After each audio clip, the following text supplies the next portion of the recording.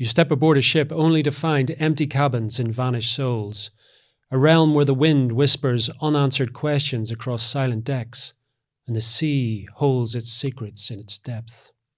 This is the Mary Celeste, a vessel found drifting, her sails full, yet her crew nowhere to be seen. The ship's log untouched except for its final, cryptic entries. So what really happened to this ultimate ghost ship? Time to set sail, here on Things Visible and Invisible.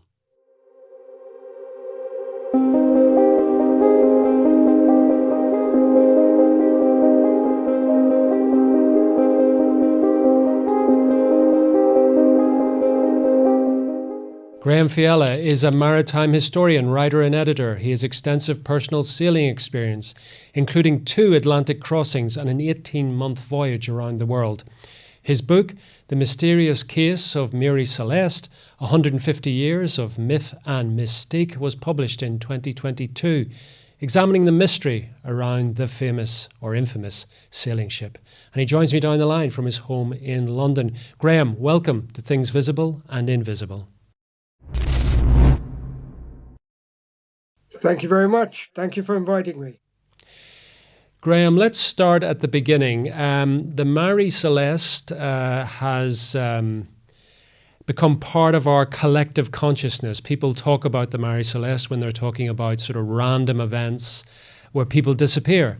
And sometimes it can actually cloud what actually happened.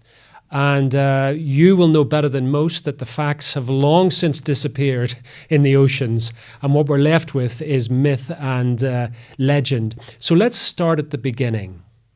Was there actually a ship called the Mary Celeste?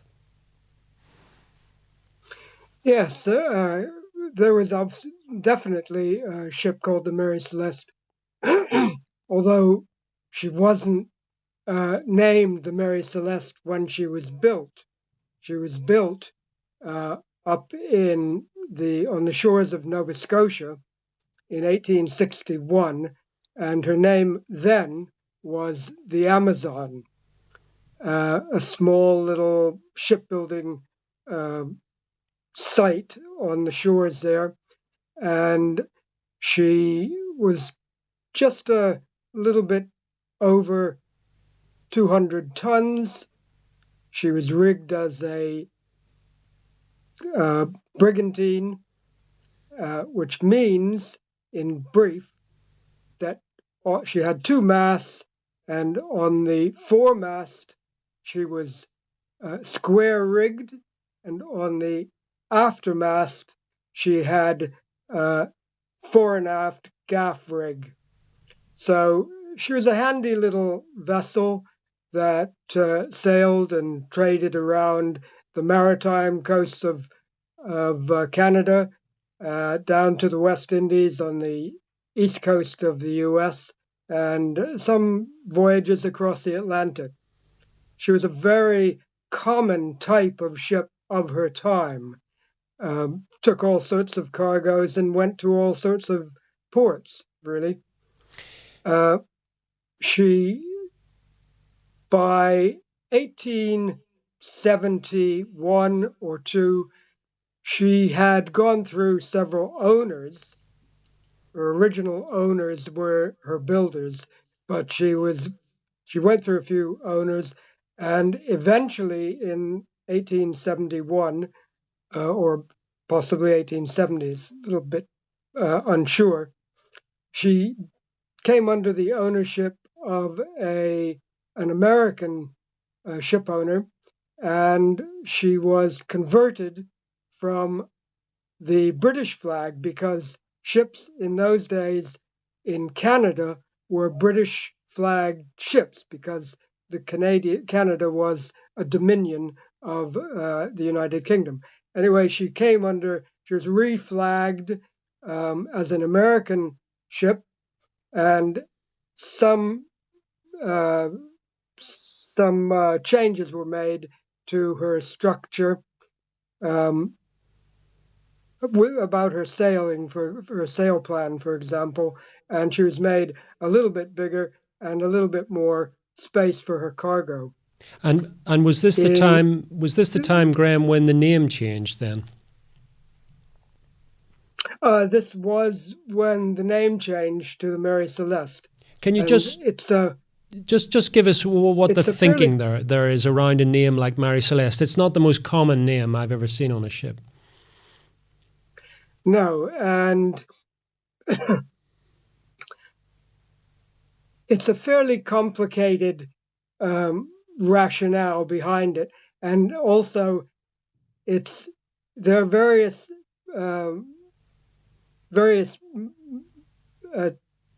theories about why the name was changed to the Mary Celeste. I think it would probably take up too much time, but here on the podcast. But basically, she came to be called the Mary Celeste, and that was it. One of the more interesting aspects is how she came to be called after that the Marie Celeste, which is totally incorrect. I personally think it was probably because it sounded sort of French, and it went Mary Celeste, Marie Celeste. It sounds more roundedly French. Anyway, she came under the ownership eventually of a New York ship owner, a retired captain, shipmaster in New York, Captain Winchester, and he was then became a ship broker, ship agent, and so on.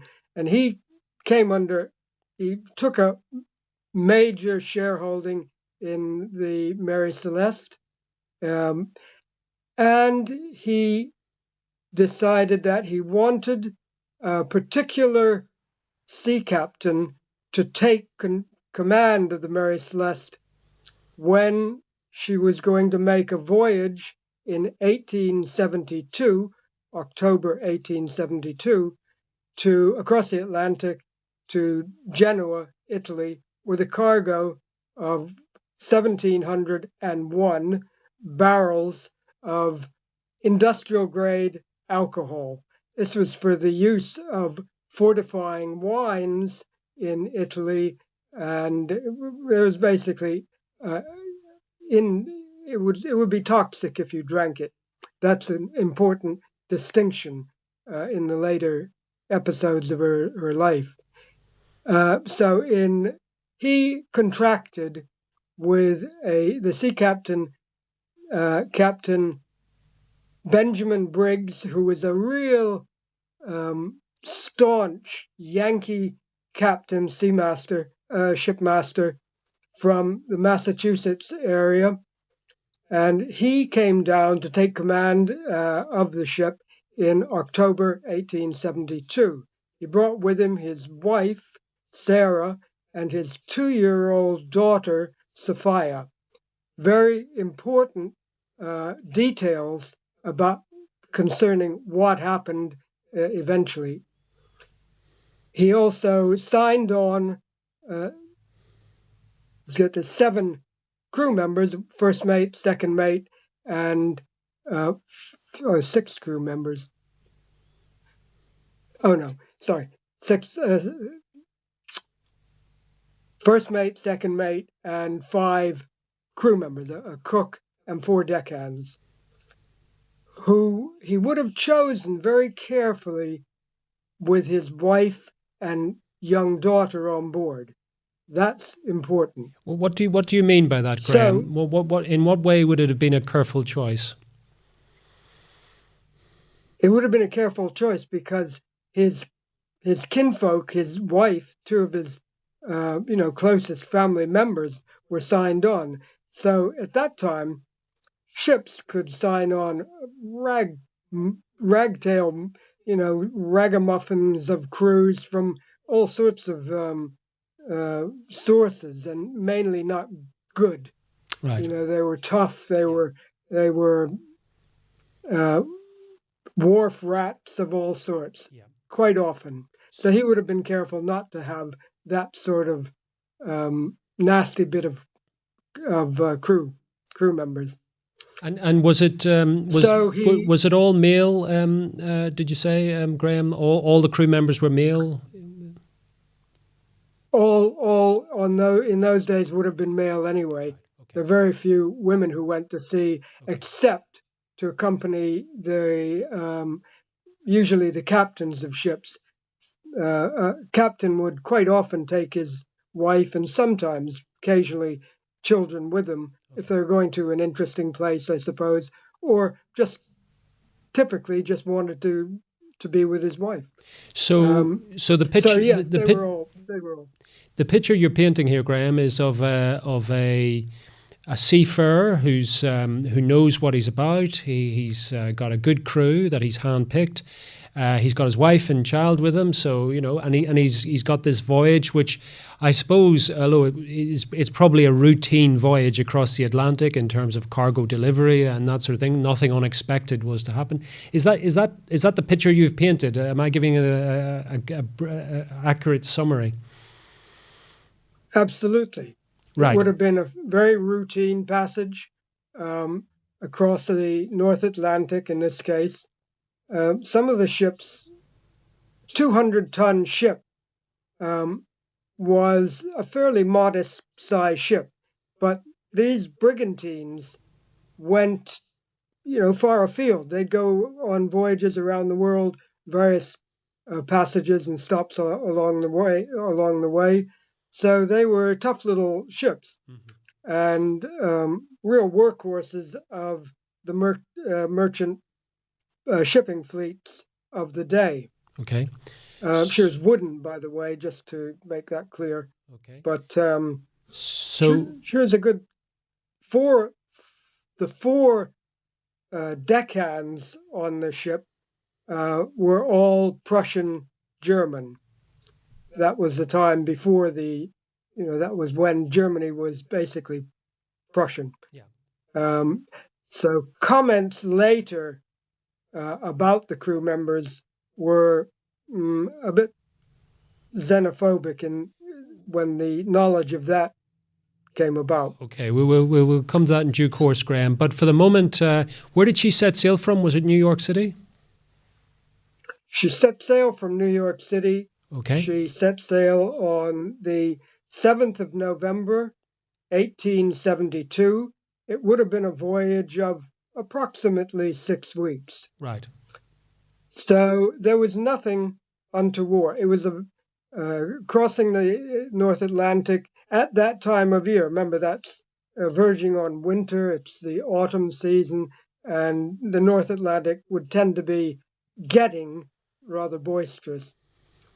But it wasn't something that a shipmaster would be trepidatious about. I mean, they're used to that sort of thing.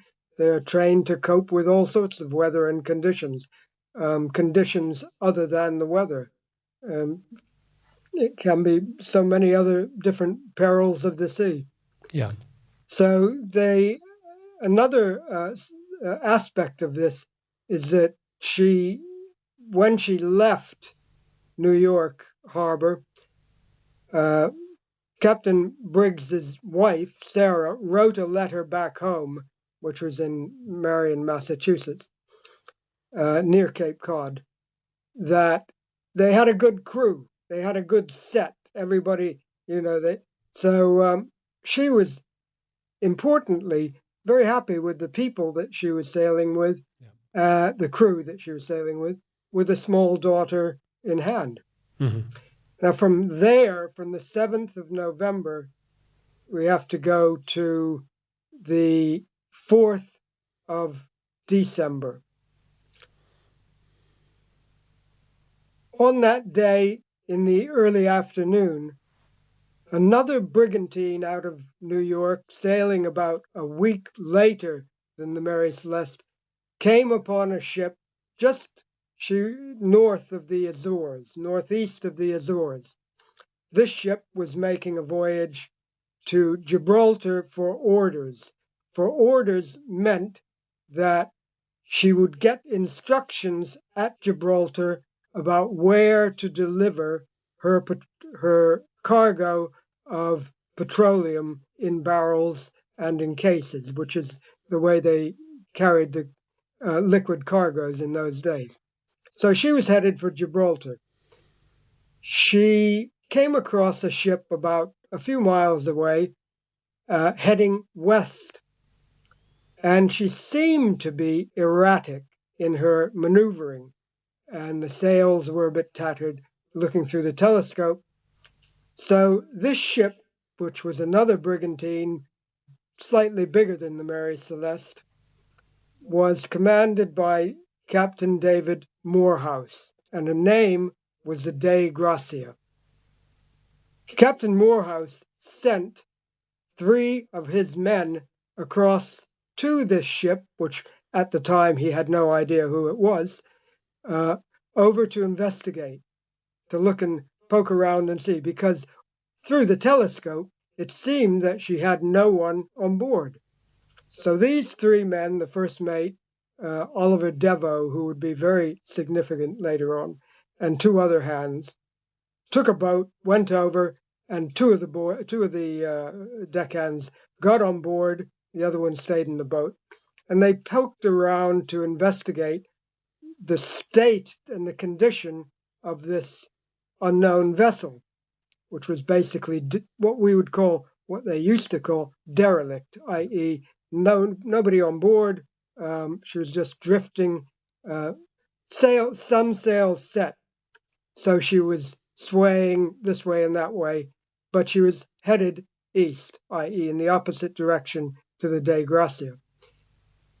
Oliver Devoe and his 2 shipmates came back and recounted to Captain Morehouse the salient features that they saw and the condition of the vessel that they went to look around. The most salient feature of it was her name, the Mary Celeste. And what they found was that essentially the ship was pretty seaworthy. It was as seaworthy as you could think. In fact, one of the crew members said she had 3.5 feet. The Mary Celeste had 3.5 feet of water in her hold, as if that was some sort of dangerous thing. But that Dei Gratia, on her voyage, made more than that through leakage in a single day. So these wooden ships of the day had to be pumped out regularly because they leaked, sometimes like sieves. But the Mary Celeste was in a pretty good nick. She had about half her sails up. The mainsail was down and along the deck. There were bits and pieces of damage to her. Down below, everything was reasonably tidy and in order. There was nothing to suggest any untoward activity about her, even stormy weather, possibly stormy weather because some of the sails were tattered, and that would have suggested gale force winds or the like. So what Captain Morehouse on the Dei Gratia decided was she's completely empty of human beings. And that was the essence of the germ of the mystery, as it were, of the Mary Celeste. A seaworthy vessel with no one on board. Well, why did it have no one on? Why would a crew and any other people on board abandon a vessel that was sailing perfectly well? I mean, no one there to handle the tiller and the wheel and to steer her, but the wind was blowing her, in along with the sails set the way they were, and she would have changed her course there, hither and yon there. But basically, it was why had the complement of people on board abandoned the ship? The captain of the Dei Gratia, the finding ship, decided with his first mate, Oliver Devoe, and together, they decided that they would put a skeleton crew on the Mary Celeste, 3 people, 3 hands, to tidy her up, make her sailable, pump the water out of her, and basically make her more ship shape, I suppose the expression would be, because the compass pedestal on the deck was toppled over, and things needed tidying up. Because Morehouse wanted to take the Mary Celeste to Gibraltar, where he would lodge a salvage claim for his owners against the Mary Celeste owners. So a lot of later stories would say that he towed the Mary Celeste. There's no need to tow the Mary Celeste there. They were both very similar size ships. They put the sails in order. There were 3 men put on the Mary Celeste from De Gracia. They sailed in tandem together, alongside more or less, to Gibraltar. The De Gracia arrived in Gibraltar on the 12th of December, 1872, and the Mary Celeste, which had to take shelter on the North African shore for a day, arrived the day after, Friday, 13th of December, 1872. The Mary Celeste was immediately arrested, because all ships are, when taken into a port, and a claim for salvage is put against them, they are arrested so that they would be kept in port. In other words, they couldn't be sailed away, Right. and jump the gun, as it were. So a few days after that, the Gibraltarian authorities, they established an inquiry in an Admiralty court to determine the nature and condition of the Mary Celeste in order to determine a salvage award, monetary award, if and when it was proven feasible and that they could get it, that they could award it. Right.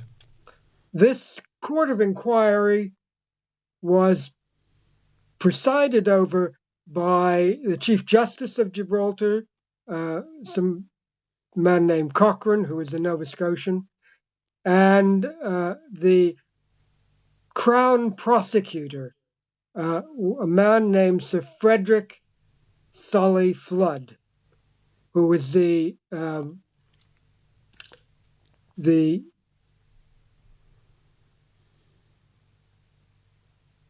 Attorney General for Gibraltar. Okay. He'd come from England years before, settled in Gibraltar as a lawyer, and there he was now, the head of the prosecution in this inquiry. So just tell. Yeah. So Graeme, the afterlife of the Mary Celeste is fascinating, but in terms of this, the maritime courts and what have you, what was the outcome at the end of that? How did it sort of transpire? Did they get the salvage for it, or did it go back to the original owners, or how does it work? The court was very interesting. They actually came to the conclusion that they would award a salvage, monetary reward, as it were, of a few £1,000s. It was considered at the time that it was much less than other salvage awards of the time were made. So I think the problem was that the presiding judge in the case was a bit peeved off at some of the behavior of the crew of De Gracia, for example, who left the inquiry to take the ship's cargo to Italy and so on. Various niggling points. What was the court's? But, what was the court's view of the actual circumstance of the finding, though, Graeme? Was there any? Did the judge have any view on how a crew would just literally vanish into thin air? No, but he wouldn't have had. It would have been the Attorney General, uh, Frederick Sully Flood. He was actually the great character of the inquiry. He was a fiery sort, but he came to the conclusion, against all the evidence of investigations, inquiries, um, inspections of the Mary Celeste, he came to the conclusion that there had been a violent affray by the crew, that the crew had murdered Captain, his wife, and his daughter, and the first mate, and they damaged the bow of the Mary Celeste, and there was very slight evidence of that, so that they would be uh, thought to be in distress by any passing ship. It would be taken off, and as long as they were heading west, that would be uh, good on them. It was because, and they were become violent by breaching the cargo, according to Sully Flood, breaching the cargo of alcohol, getting drunk and vicious, and that's what led to the uh, multi-murder on the high seas, as it were. Now, And they were now wanting to escape. But they would have been... Now, on the last occasion, Graeme, you made it absolutely clear that the alcohol cargo that was being carried from North America to Europe was something that couldn't be drank. Human beings would be very sick if they drank it. So, I mean, was this kind of idea, this is the birth of the legend around the Mary Celeste, isn't it? This is the beginnings of many hypotheses, many theories about what took place. So do we have to thank the Attorney General for starting the legends around this ship? It was absolutely his bee in his bonnet that he was going to make a big thing of it in this sort of out of the way corner of the world, and create a sensational circumstance of how the ship was abandoned. Right. There were minor bits of evidence that suggested, but was certainly not corroborated by any of the people from the de Gratia who went on board at the first instance. Yeah. It was a sensational thought of Sully Flood to, I think, probably make a name for himself. Right. Well, tell me this then. The court makes its deliberation. How does the ship and what happened, how does it start to permeate popular culture at the end of the 19th century?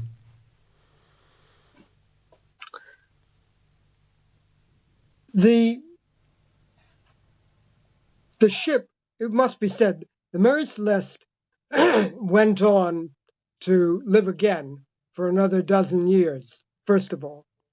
So after the Court of Inquiry ended in March 1873, the only records at the time of what happened in the inquiry, the evidence of, what the witnesses explained they saw, the condition, etc., were in the transcript of the proceedings of the inquiry.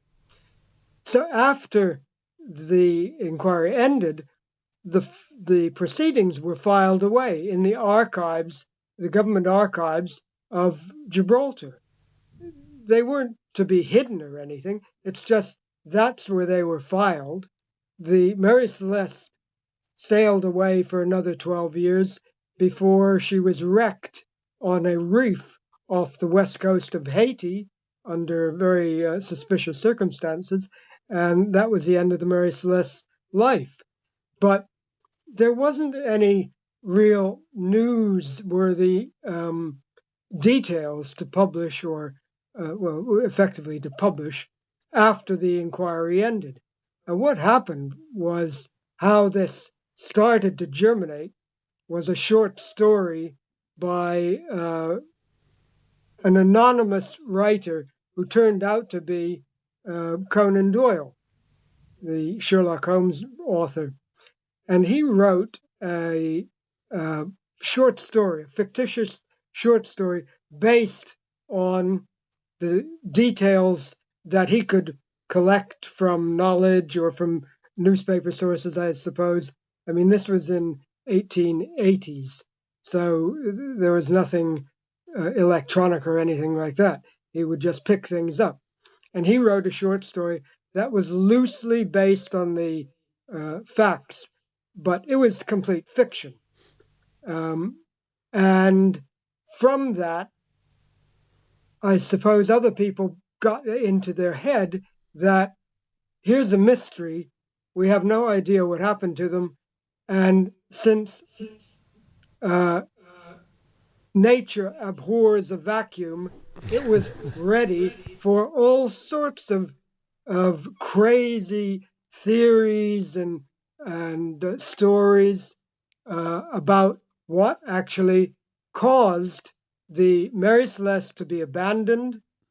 And there were so many theories and so ridiculous. We don't have to go into detail about these theories, but if you could just run us through a few of them, Graeme, just a couple, maybe three, which will just give us some idea of how this ship and the disappearing crew captured the imagination and probably overexcited some people's imagination. Well, I think the first thing to be said is that Sully Flood started, he cocked the gun on this show by concocting a story that was taken up by the State Department in the US, for example. It wasn't called the State Department then, but they put out a notice, an advisory for ships to be on the lookout for any suspicious ship heading west. I mean, on Sully Flood's very suspicious sort of story about them that he made up from flimsy evidence, if any.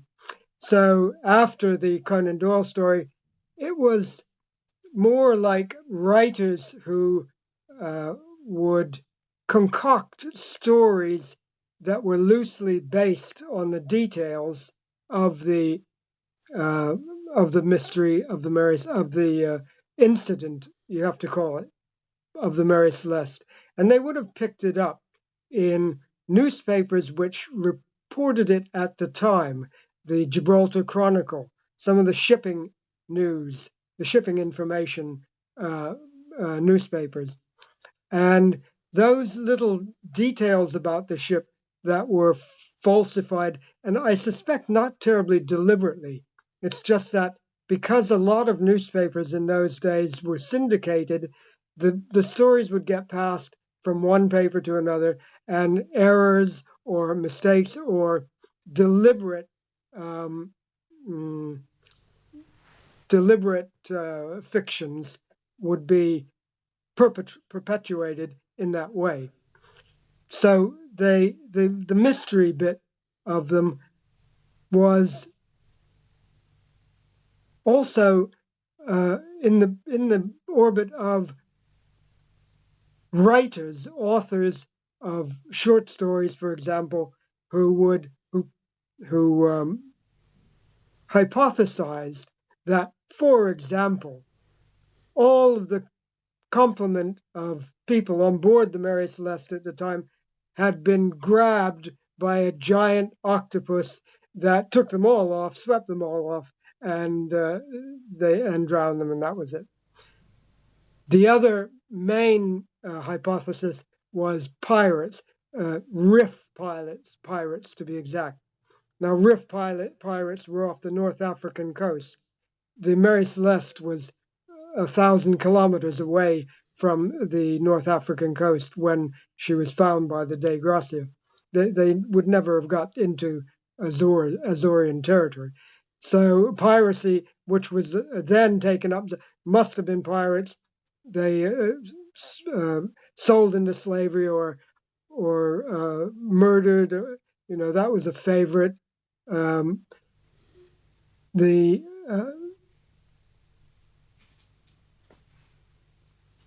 So there's been an endless possibility. I mean, you say nature abhors a vacuum, absolutely, but this story attracts a vacuum almost. You know, it attracts any amount of possibilities because it's so empty, right? I mean, a ship that's empty of its crew and everybody on it, and they just disappear into the ether.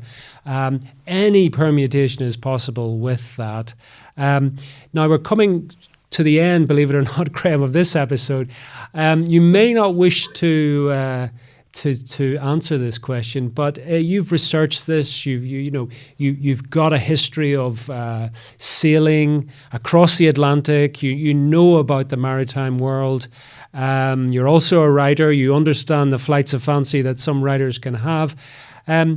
Ultimately, what conclusions have you come to about what happened to the Mary Celeste? I came to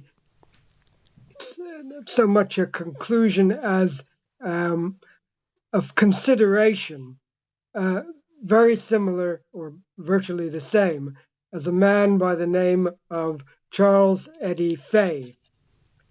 Charles Edey Fay was an insurance agent, executive of the insurance company in New York that indemnified the cargo, insured the cargo, the freight of the Mary Celeste.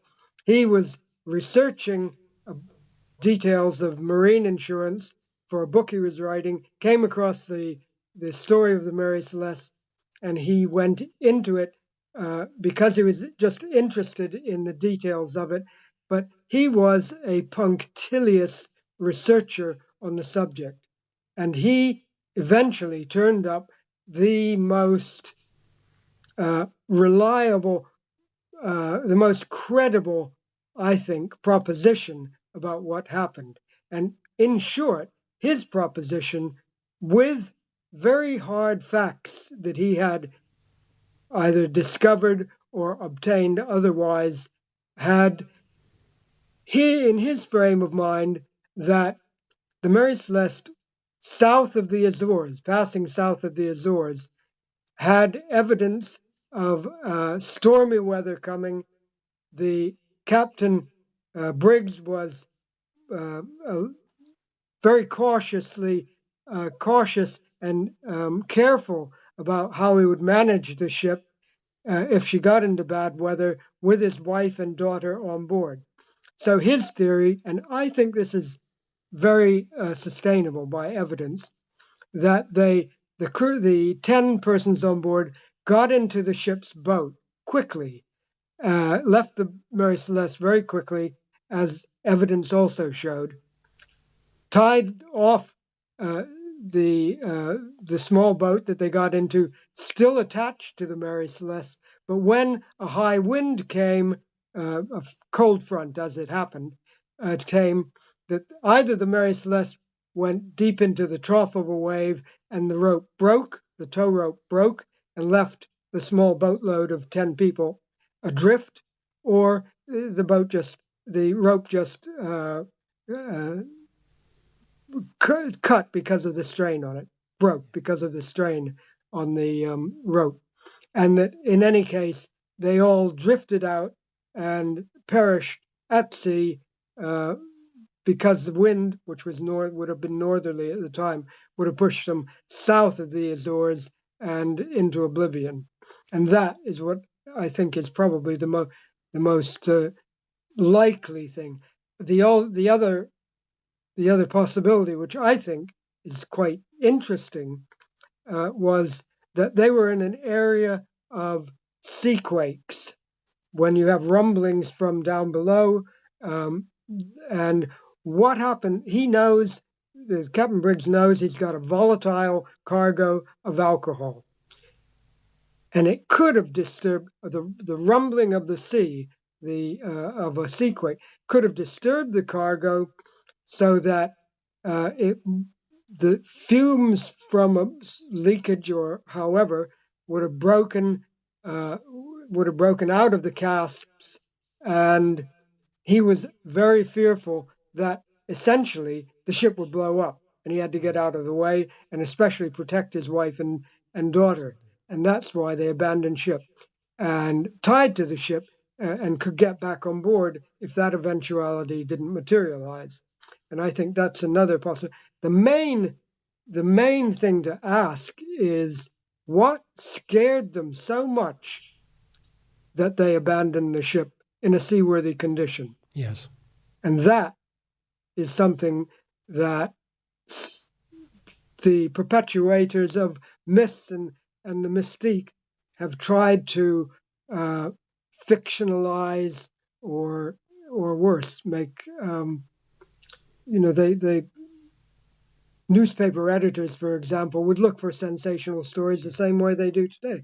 But I think the whole premise of the Mary Celeste mystery that is relevant today is that I call them the mythologists, they were looking for the truth about the incident. Yeah. And along the way of looking for that truth, it meaning the truth, the details of the incident were bowdlerized, were distorted, warped, etc., and perpetuated until Charles Eddy Fay came along, got a transcript of the proceedings from Gibraltar, and consolidated the most faithful rendition of true events. And I really take my hat off to him. This was in the 1930s, and after that, there were very few other new sources of mythology or fiction. Well, Graeme, I'm afraid we've come to the end of our voyage here with the Mary Celeste. Tell people where they can find out more about you and where they can pick up a copy of your book. Well, they can. I have a biography about myself, about the author, on the Amazon page that has all my books on it, including others about nasty things that happened at sea, Thrilling Tales of the Sea, which is another series of 4 books published by the History Press, and so on. So that's great. I think some other sources have possibly replicated that, but that's where you can. I did a biography of myself there, and that's the most obvious place to look. Okay, for now, Graeme, thank you so much for coming on Things Visible and Invisible. Thank you very much indeed. Thank you for joining us on another episode of Things Visible and Invisible. We're dedicated to uncovering phenomena that challenge our understanding of reality, from ancient enigmas and paranormal encounters to scientific anomalies and forgotten histories. If you enjoyed this journey into the mysterious and unexplained, please consider subscribing to our channel and hitting the notification bell to stay updated on future explorations. Have a personal experience or story that aligns with our investigations? We'd love to hear from you. Visit our website at tvi.show and reach out through our contact form. While we can't feature every submission, we review them all, and your story might be featured in an upcoming episode. To support our continued investigations, please consider becoming a Patreon supporter or channel member. Your contributions make these explorations possible and give you access to exclusive content, early releases, and monthly behind-the-scenes discussions with our team. Don't forget to check out our merch store. We've got everything from TVI-branded t-shirts and hoodies to stickers and coffee mugs, perfect for showing your support while keeping the mysteries close. Thank you for watching, and we'll see you next time as we continue to explore the things visible and invisible.